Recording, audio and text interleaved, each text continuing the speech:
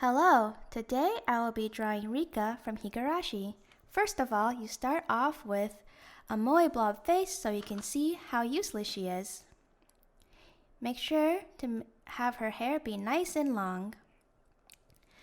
Today I will be drawing her in her school uniform, and if you'll notice, I'm going to hide her hands behind her back because number one, hands are too hard to draw, and number two, this way she can hide the knife she uses to backstab her friends with.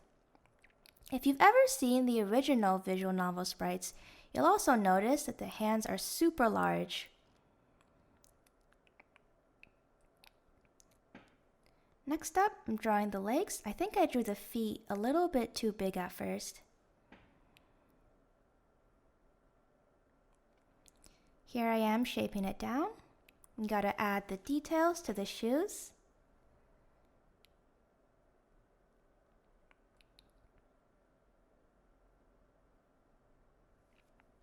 And I also drew her legs a little bit too stubby at first, so I lengthened it using the like cut and paste tool, whatever it's called.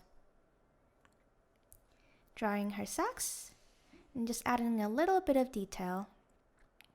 I was also inspired by Rika with the knife behind her back, so I drew another chibi Rika with a more prominent knife, coming to kill all her friends in L5 mode. I decided not to color this one.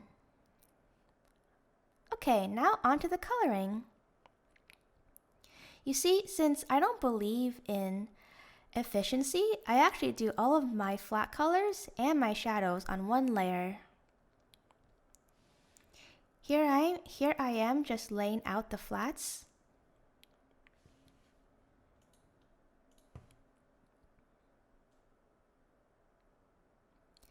Some people color pick from the reference image, but since I'm too lazy, I just guesstimate what the colors are. Which doesn't work all the time, but works some of the time. Also, I recommend not doing a complete white for something that's white because sometimes it can look a little bit weird compared to the other colors, so I use a little bit of an off-white here. Next, we're laying down the flats for the dress, adding in a small detail that I forgot earlier during the lining.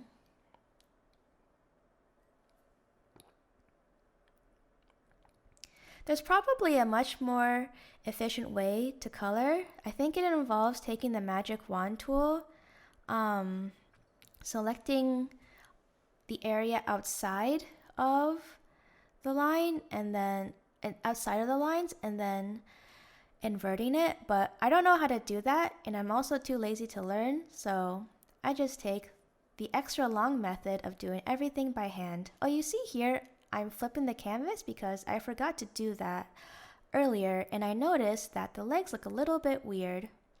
So I'm just trying to adjust them slightly. This probably would have been much easier if I had things on separate layers. Oh well.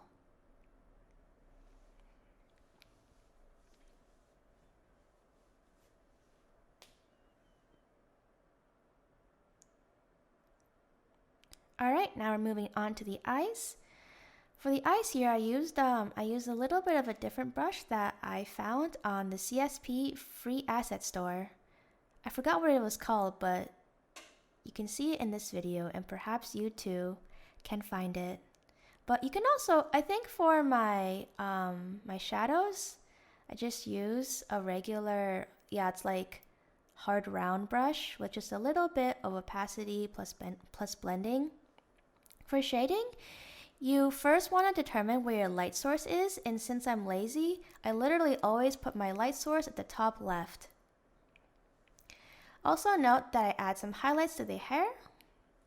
Highlights are also important. Finish in a little bit of the details. Since I'm going for a simpler style, I only have one shading color.